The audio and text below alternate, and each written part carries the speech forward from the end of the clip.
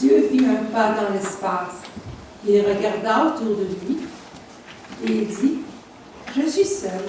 Tiens, je vais me faire un monde. » Mais aussi loin que l'œil de Dieu pouvait voir, l'obscurité recouvrait toutes choses, plus noire qu'à minuit, dans un bois de sapin. Alors Dieu sourit, et la lumière jaillit, l'obscurité refluant d'un côté, et la lumière brillant de l'autre. Et Dieu dit, « Ça, c'est bon. » Alors Dieu tendit les bras, et prit la lumière dans ses mains. Et il roula la lumière dans ses mains, jusqu'à ce qu'il ait fait le soleil. Et il fixa le soleil de flamme dans le ciel. Et la lumière qui restait, après avoir fait le soleil, Dieu la rassembla à une boule brillante qu'il jeta contre le mur de l'obscurité, paraîtant ainsi la nuit d'une lune et d'étoiles. Et au beau milieu de la lumière et de l'obscurité, il précipita le monde. Et Dieu dit, « Ça, c'est bon. » Alors Dieu lui-même descendit, et le soleil était dans sa main droite, et la lune était dans sa main gauche. Les petites étoiles étaient massées autour de sa tête, et la terre était sous ses pieds. Dieu s'avança, et en marchant, ses pas creusèrent les vallées et firent surgir les montagnes. De temps en temps, il s'arrêtait, il regardait, et voyait que la terre était brûlante et stérile. Dieu s'avança ainsi jusqu'au bout du monde, et là, il cracha les sept mers. Il cligna des yeux et les éclairs fulgurèrent. Il frappa des mains et le tonnerre roula. Et les eaux néantes descendirent sur la terre. Les eaux rafraîchissantes descendirent, les eaux courantes. Alors, l'herbe verte poussa, et les petites fleurs rouges s'épanouirent. Le pin pointa ses doigts vers le ciel, et le chêne étendit ses bras. Les lacs verts se blottirent dans le creux des vallées, les fleuves s'élancèrent vers la mer.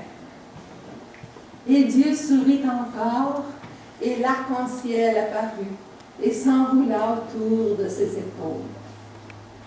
Alors Dieu leva le bras, et agita la main, et au-dessus de la mer, et au-dessus de la terre, et il dit, « Croissons, produisons du fruit. » Mais avant même que Dieu ait pu laisser tomber son bras, que poissons et volailles, que bétail et oiseaux glissèrent dans les cours d'eau, rôdèrent dans les forêts et les bois, et fendirent l'air avec leurs ailes. Et Dieu dit, « Ça, c'est bon. » Alors Dieu regarda tout ce qu'il avait fait.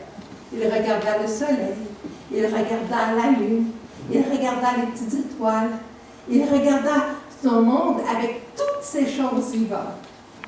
Et Dieu dit, « Je suis encore seul. » Alors Dieu s'assit sur le bord d'une profonde et large rivière où il pouvait songer à son aise. Sur le versant d'une haute colline, il s'assit. Et là, la tête dans ses mains, il songea, jusqu'à ce qu'il pense, je vais me faire une image humaine de moi. Du lit de la rivière, Dieu creusa l'argile, et sur la rive de la rivière, il s'agenouilla. Et là, le grand Dieu Tout-Puissant qui alluma le soleil et le fixa dans le ciel, qui lança les étoiles jusqu'au point le plus éloigné de la nuit, qui façonna la terre au creux de ses mains, ce grand Dieu, comme une maman se penchant sur son enfant, peinant sur la masse d'argile jusqu'à ce qu'il l'ait modelé à sa propre image. Alors, en elle, il souffla le souffle de vie. Et la forme humaine devient une âme vivante au masculin, vivante au féminin. Et Dieu dit, ça, c'est bon. Tout ça, c'est très bon. Amen. Amen.